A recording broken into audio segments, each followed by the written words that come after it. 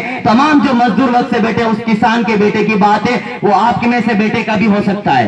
मैं शुरुआती दिन जब मेरा गांव सालारा कल्ला है, मावली तहसील का रहने वाला हूँ। जब मैंने गांव में पढ़ाई शुरू की तब लोगों ने एक ही बात कही थी कि बस नौकरी लगना, और मैंने हमेशा जिंदगी में एक बात सोची थी, जब नौकरी लगना ही मकसद है तो वो बाबा साहब भी कर सकते थे। शुरुआती दिनों में समस्या आई, गांव से मैं उदयपुर आया पढ़ने के लिए, फतेह हॉस्टल में रहा। मैं ये जीवनी इसलिए बता रहा हूं कि मेरे पापा कोई आईएएस ऑफिसर नहीं है, कोई आईपीएस नहीं है, कोई बड़े अधिकारी नहीं है, कोई गवर्नमेंट टीचर नहीं है, लेकिन आपको गर्व होगा उस किसान के बेटे ने आज लगभग हजारों की संख्या में ऐसे बेड़े उठा लिया है कि लाखों की संख्या में, हजारों की संख्या में निःशुल्क शिक्षा देके ये मुहिम चला ली। वो बच्चे आईएएस अधिकारी बन सकते हैं, आईपीएस बन सकते हैं, आईएफएस बन सकते हैं। मैं सिर्फ एक विचारधारा की बात कर रहा हूं। जब भी जितने बड़े सम्मेलन होते हैं, सम्मेलन इसलिए नहीं होते हैं किसी सम्मानित नागरिक को सम्मान किया जाए, सम्मानित इसलिए नहीं किया जाता है। सिर्फ एक सम्मेलन का मतलब होता है क्रांति को पैदा करना।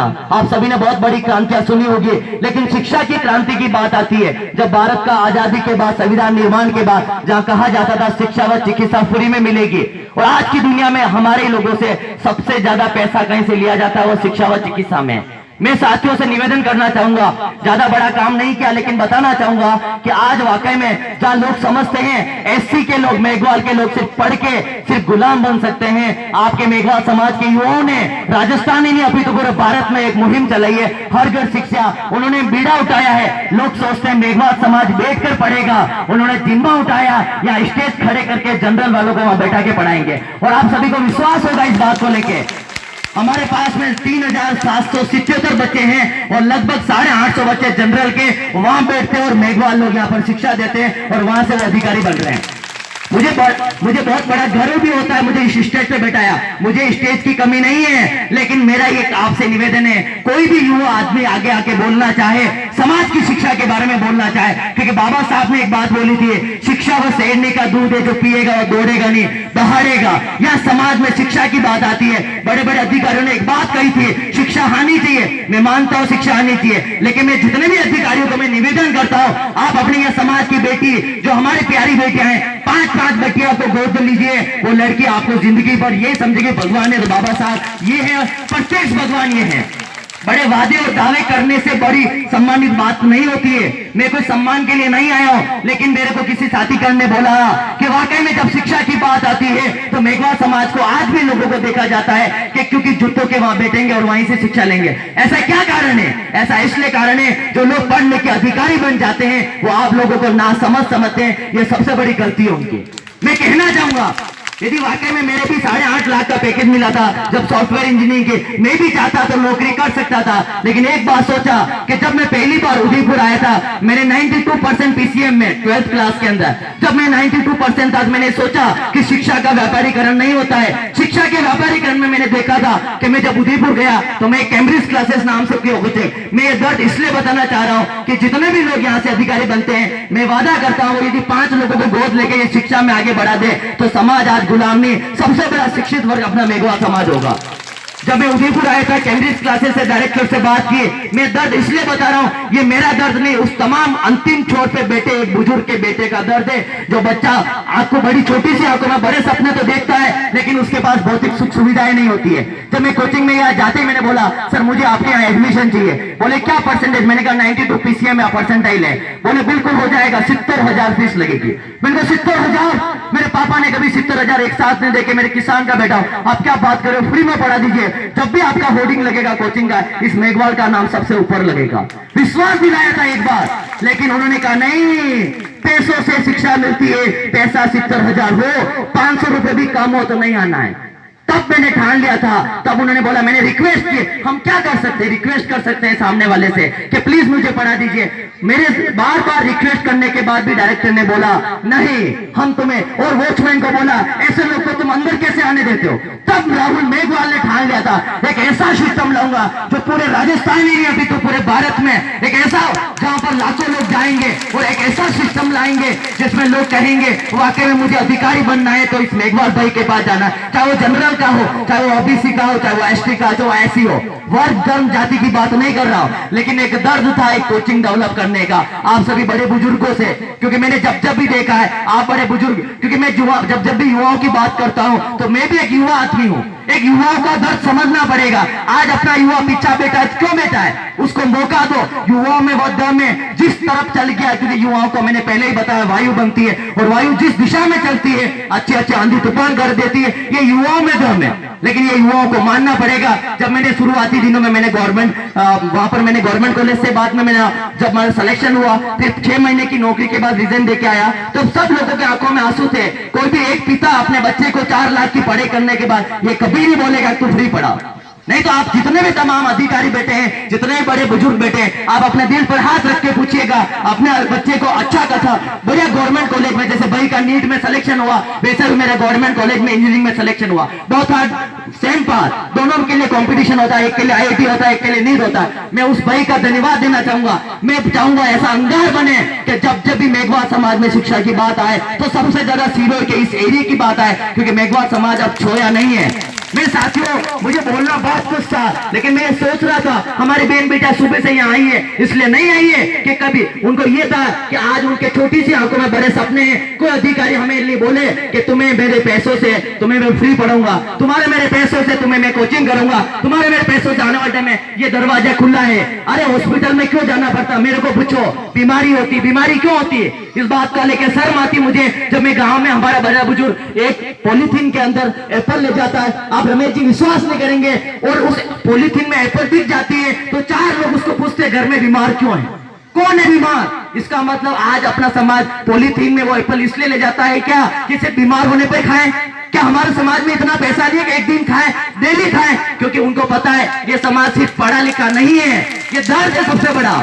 सिर्फ बातें करने से बातें नहीं बनेगी साथियों, हमें अपने आप को अंगारों में लाना पड़ेगा। मेरे को सापा और यहाँ पहनने का कोई बड़ा शौक नहीं है, सिर्फ ये था कि जब भी भगत सिंह को याद किया जाता है तो 20 साल की उम्र में वो आगे बढ़े। आपने शक्ल देखी, गोरे थे, काले थे, लेकिन उनके विचार इतने प्रबल थे कि आज युवाओं के अंदर भगत सिंह की बात करें तो अंदर आग लग जाती है। वो सिर्फ क्रांतिकारी विचार थे। हम यहाँ बैठे क्यों बैठे, इन क्रांतिकारी विचार के लिए बैठे। आज जितने बाबा साहब को आपने देखा नहीं देखा, लेकिन आज उनके विचार है, उनके द्वारा संविधान बना जिसकी वजह से पूरा भारत गवर्नमेंट ऑफ इंडिया चल रहा है। क्या कारण है, और मैं भी एक ऐसा क्रांतिकारी रूप बनना चाहता हूं। आप सभी लोगों का आशीर्वाद रहा तो मेघवाल भाई आपको यहाँ से वादा करता है आने वाले टाइम में जहां पर कहा जाता है कि मेवाड़ में अधिकारी पैदा नहीं होते, वहां नौकर होते हैं। 3rd ग्रेड 2nd ग्रेड, मैं किसी की आलोचना नहीं कर रहा हूं, 3rd ग्रेड 2nd ग्रेड नौकरी ही क्यों लगते लोग, क्या उनका सपना सिविल सर्विसेज का नहीं है, क्या वो आईपीएस नहीं बन सकते। और 3rd ग्रेड बन भी गए, जिला शिक्षा अधिकारी वो बेटे हैं जो आपको चाहेंगे वहां नहीं, जो आपको चाहेंगे वैसा नहीं करेंगे, वो चाहेंगे वैसा करेंगे। ऐसा क्यों सोचते हो। मेरा एक सपना था, छोटे मोटे अधिकारी बहुत बनते हैं, लेकिन मेरा एक सपना था, और आज मैं आप मेघवाल समाज के साथियों से, बड़े बुजुर्गों से, माता बहनों से आशीर्वाद देना चाहूंगा। जब भी राजस्थान में, जब भी पूरे भारत में शिक्षा जगत का वापस इतिहास लिखा जाए तो मेघवाल को नाम सबसे प्रस्तावना में आए, ये मैं आपसे आशीर्वाद लेना चाहूंगा। क्योंकि शिक्षा की जो बात आती है, बाबा साहब ने भी बहुत सारी बातें की, हमारे युवा साथी भी काफी सोच रहे, लेकिन सोचने करने से कुछ नहीं होगा, उस पर अमल करना पड़ेगा। और मैं तमाम अधिकारी, मुझे भी डॉक्टर दिनेश जी खराड़ी, जो हमारे राजेश जी, ऐसे लोग सपोर्ट भी करते हैं, लेकिन वो आगे नहीं आ सकते, बहुत सारे पहलू रहते हैं, लेकिन इनके आशीर्वाद से भी आज हम यहाँ तक पहुंचते हैं। तो मुझे लगता है कि समाज एक अच्छी उत्तीर्ण अवस्था में जा रहा है। बहुत सारे लोगों ने पूछा, मैं अभी खेरवाड़ा में एक सम्मान समारोह में गया था, मुझे पूछा कि राहुल जी मेघवाल समाज को आगे लाना क्या करना पड़ेगा। मैंने कहा उसकी टांग खींचे की जगह हाथ खिंचाई करने लग जाओ तो मेघवाल समाज का हर युवा आगे होगा। आज हमारे समाज में हमारे ही लोग हमारी टांग खिंचाई कर रहे हैं, ऐसा क्या कारण है। कोई बंदा अधिकारी बन गया, गवर्नमेंट टीचर लग गया, अरे ये सोचो हमारा समाज का नाम ही आगे करेगा। क्यों सोचते हो उनके बारे में जो लोग वाकई में आपके लिए समर्पण की भावना के लिए लगे। मैं जितने भी ज्यादा समय, मेरा बहुत कुछ कहने का मन था, लेकिन मैं अपनी टीम के साथ, क्योंकि आप सोचिए जहां लड़का 4 बजे, लड़की 4 बजे, सुबह 8 बजे उठना पसंद नहीं करती है, वहां हमारे संस्थान में सुबह 4 बजे आके टेंशन लेती है कि कहीं सीट नहीं चली जाए। इतना भीड़ है वहां पर। भीड़ क्यों है, भीड़ इसलिए नहीं, फ्री पढ़ा रहे हैं, फ्री पढ़ाऊंगा और अच्छा नहीं पढ़ूंगा कोई इस दुनिया में नहीं आएगा, बिकॉज टाइम इंपॉर्टेंट है as compare to other thing. और टाइम की जब महत्व दी जाती है तो मेरे पास में आप विश्वास नहीं करोगे, मैं आपके मेघवाल गोविंद जी ये सब जितने भी लोग हैं प्रत्यक्ष अप्रत्यक्ष रूप से जो हमारे लेक्चरर साहब जब जुड़े हुए हैं, मैं कहना चाहूंगा इस मेघवाल भाई को भी बड़ी विपदा नहीं, बहुत बड़ी विपदा, 3 बार मेरे पास में अटैक हो चुके हैं, लेकिन किसके सामने रोने रहो, क्योंकि मेरे को आदत नहीं है। मैं आपको ये बताना चाहूंगा यदि मैं इस दुनिया में रहूं या नहीं रहूं, मैं इस मंच के तरफ से ऐलान कर रहा हूं, रहे या नहीं रहे, ये शिक्षा की क्रांति चलती रहेगी और चलती रहेगी, और चलाने वाले और कोई नहीं मेघवाल भाई होंगे।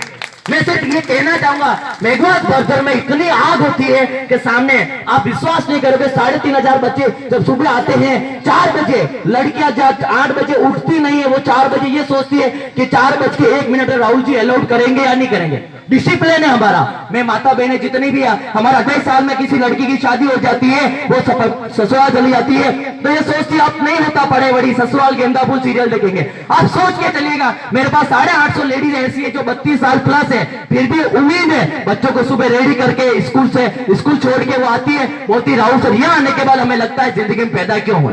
सिर्फ जिंदगी में पैदा इसलिए हुए कि सुबह खाना खाना है, दिन में घूमना फिरना है, रात को सारा खाना खा के सो जाना है। तो शायद साथियों बुरा मत मानना, ये तो वो कुत्ता भी कर रहा है, सुबह उठता है, खाना खाता है, दिन भर टहलता है, रात को खाना खा के सो जाता है। हम में और कुत्ते में क्या डिफरेंस है, ये सोचना पड़ेगा साथियों। सिर्फ जिंदगी में मेरा ये मानना है, जो मेरा एक जिंदगी में एक लक्ष्य है कि मेघवाल समाज का युवा में वह दम होना चाहिए कि वाकई में जिस गली में खड़ा हो जाए, जिस चौराहे पे खड़ा हो जाए, 100 लोग सैल्यूट कर दे, मुझे बनना है तो मेघवाल भाई जैसा बनना। ये आपका जीवन का आदर्श होना चाहिए, ये आपके जीवन की महत्वाकांक्षा होना चाहिए, ये आपका जीवन का समर्पण होना चाहिए। मैं साथियों बड़ी बात नहीं कहूंगा, लेकिन ये कि इस इलाके की भी, जैसे साहब ने बताया था 22 परगना है भीम जी ने, तो मैं 22 परगने से हमारा लगभग 172 बच्चे वहां पढ़ रहे हैं अपने समाज के और इधर के। तो मैं धन्य कहता हूं उन लोगों ने हम पे विश्वास किया, और नहीं तो आप उठा के देखना उनके इतिहास को। मेरे पास अभी आप विश्वास नहीं करेंगे 3,500 बच्चे थे, तो उन्होंने जब बड़े बड़े लोगों ने सोचा कि ये छोटी सी बात और बड़ी आंखों में बड़े सपने दिखाने वाली संस्था निधि आगे आ गई तो हमारा क्या होगा। जब उनकी होटलें, उनकी जो दुकानें जो उनके जो थरथराने लगी, तो उन्होंने अटैक चालू करी है। पहला अटैक मेरे पे क्या कुछ नहीं हो सकता क्योंकि बच्चों की दुआ है। मैं ये नहीं बता रहा हूं, कुछ सिंपैथी लेने की कोशिश नहीं कर रहा हूं, लेकिन आप ये सोचने के लिए मजबूर कर रहा हूं कि आपकी समाज में पैदा हुआ बंदा आज इतना बड़ा सोच सकता है, तो आप क्यों युवा सोच नहीं सकते हो। मैं सिर्फ एक संकीर्ण सोच को बड़ी सोच के रूप में चाहता हूं। जब मेरा अटैक हुआ कोई फर्क नहीं पड़ा, कुसुम मैम भी जानते हैं इस बात को लेकर, वो मिलने भी आए थे।